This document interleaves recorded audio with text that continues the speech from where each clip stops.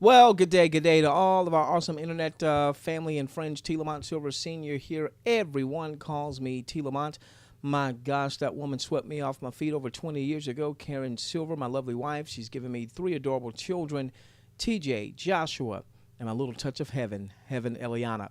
Listen, we've been doing a series of videos about a company that, as I'm doing these recordings, they haven't even started an official pre-launch just yet. They'll soon they'll post their pre-launch pre-registration site. But I've been a very huge advocate of the revenue sharing compensation model.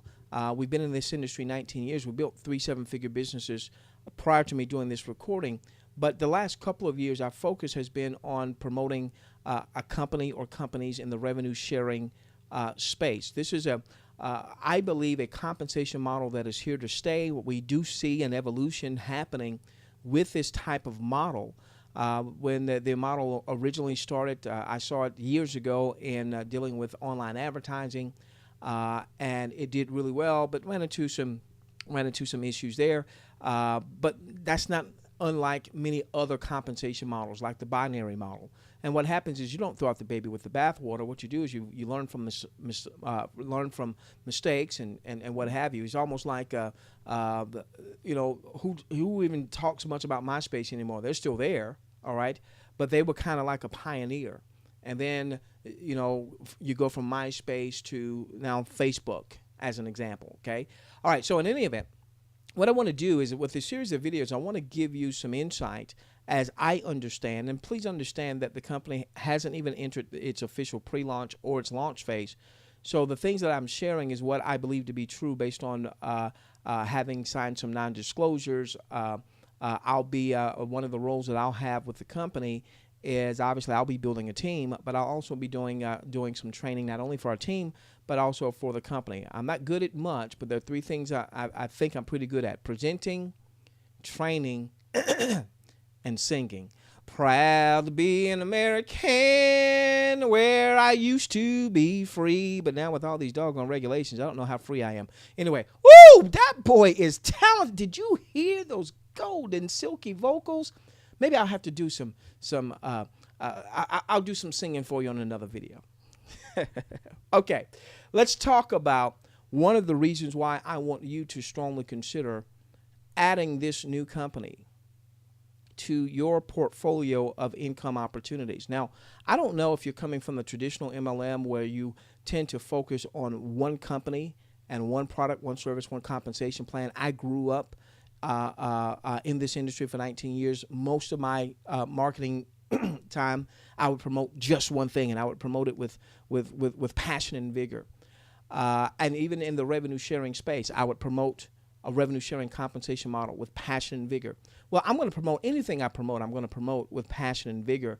I'm now it's taken me a while, but I now have really opened myself up to saying, hey, okay, we need to not be so much just promoters or marketers, but we really need to be entrepreneurs. And I know it took me a while to get there. That's because I was raised to only promote one company. Okay.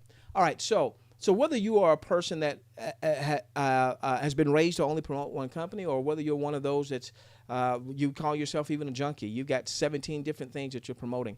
This is one you want to add and even make it a feature of your income opportunity. Okay.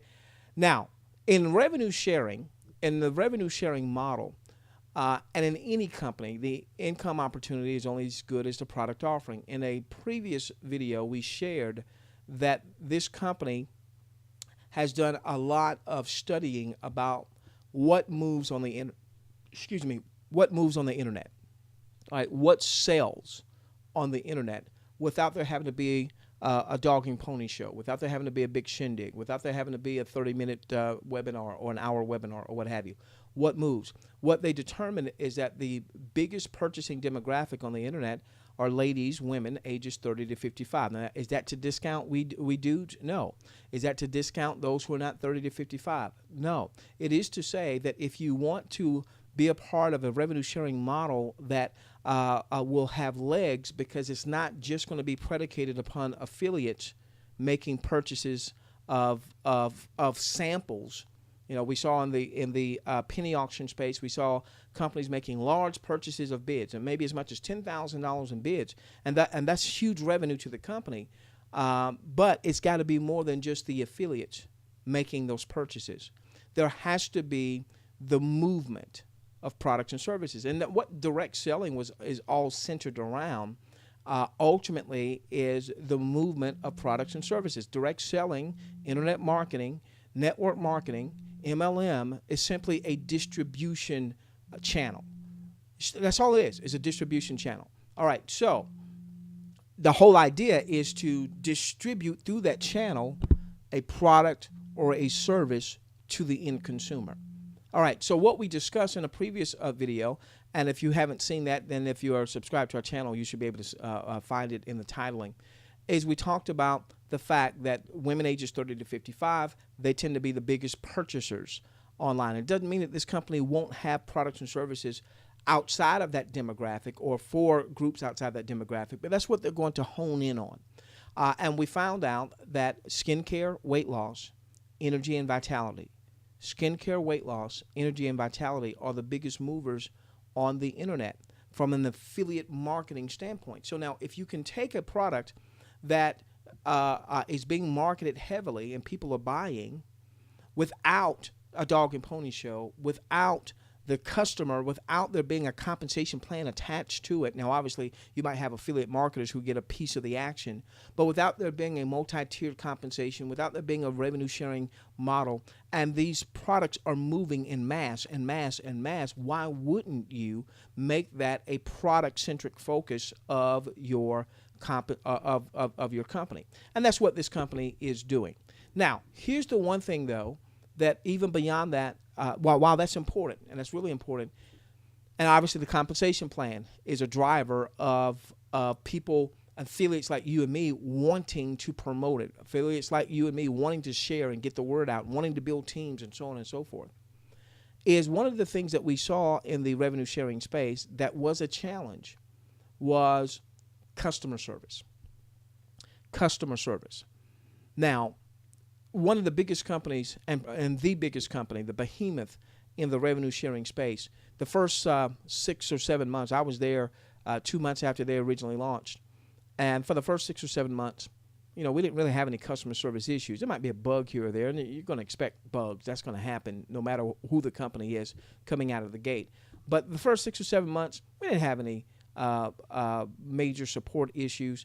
Typically, if you send in a support ticket, you'd get a response in 24 to 48 business hours, and things were moving along very well. And then all of a sudden, this particular company just hit this critical mass that was something like this industry had never, ever seen. And so what happened with the company is they didn't have a predecessor to model after, to understand, okay, when we get to certain affiliate levels, we need to go on and start adding more customer support, start training more customer support in advance so that when the masses come in, that we can provide support. There were some things that they could have done better as it relates to training, as it relates to posting videos, as it relates to those types of things. And obviously, one of the big things that I believe that happened with that particular enterprise is that they got started off trying to appeal to the wrong group of people.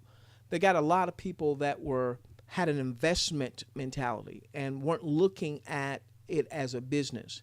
And so a lot of people who wouldn't take the time to read or to come on a training webinar or what have you, because the demographic they were going after in terms of affiliates were more, it seems to me, they were more concerned, or at least affiliates were more concerned about getting someone that had a lot of money that could make a large purchase so they could get overrides and so on and so forth, as opposed to focusing in on folks that wanted to build a business. Now, it doesn't mean that, maybe a person's not good at recruiting or sponsoring or selling right now, but maybe you've been trying for 5 years or 10 years. At least you want to build a business. So with this particular company, I don't want you going out, just going to get someone that thinks of this as an investment. No, No, that's one of the things that has to change no matter what revenue sharing compensation model you might adopt. If you adopt 1 or 2 or 17, we got to get out of that mindset, okay? We want to attract people that want to build a business, period. Now, with that being said, customer support is paramount. So let me tell you what this company has done. This company has gone on and found someone that was with customer support with the biggest revenue sharing model that was out there, someone who was very, very high level customer support. And they brought them on as a customer support liaison and consultant. And they'll be doing some customer support themselves, but primarily they're going to be doing some consulting. Why? Because they saw that behemoth that started with a Z. They saw firsthand on the inside. They saw firsthand how things were going before that company hit critical mass. And then what happened, the challenges that happened after that company hit critical mass.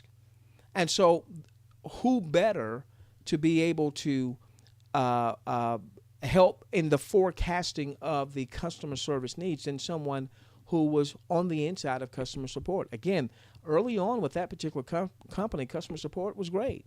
All right, if you had a support ticket, you got it resolved fairly quickly, so on and so forth. So this particular company, they are preparing in advance. You know, they're already, they've got this customer support consultant liaison person.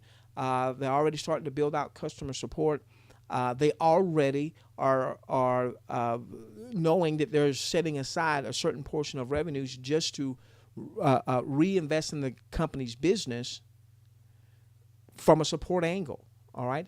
And one of the roles that we'll be playing is we'll be working very closely with support to help identify those support issues that are coming up. Support will have very close ties with the programming team. But for instance, are there support issues that are coming up that can be addressed effectively with training? Maybe with a video, whether it's a video like this or whether it's a Camtasia type of screen sharing video. Are there certain questions that keep coming up again and again and again? And so one of the roles that I'll be playing is because I'm good at, mainly 3 things. I'm good at presenting. I'm good at training. Me. Proud to be an American that boy. Whoo! I know you can't take it. I know. I'm going to have to charge you if I do any more. All right. So I want you to understand. Now, it doesn't mean that there aren't going to be support issues. It doesn't mean there aren't going to be bugs. What it does mean is that this company understands that the undoing of a couple of companies in this revenue sharing space wasn't the fact that it wasn't a good compensation model. It was a phenomenal compensation model. Wasn't the fact that there weren't, some products and services. Some of these companies had great products.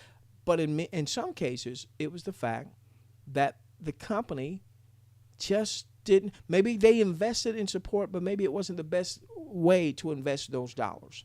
All right. And again, this particular person that's been brought on as a consultant has firsthand knowledge of some of the issues that a previous company had. And as a result, is already in a consulting capacity.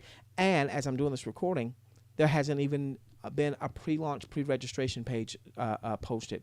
All right, so listen, ladies and gentlemen, what I want you to do, I believe very, very strongly in genealogical integrity. Some of you that are watching this video, you're already a part of our following with a particular revenue sharing model that we currently promote. And if you're a part of that following, and you want to adopt this particular company as maybe a plan B or C or D or F or Z or whatever, I want you to follow your genealogical line. Genealogical integrity and character is so very, very important, okay?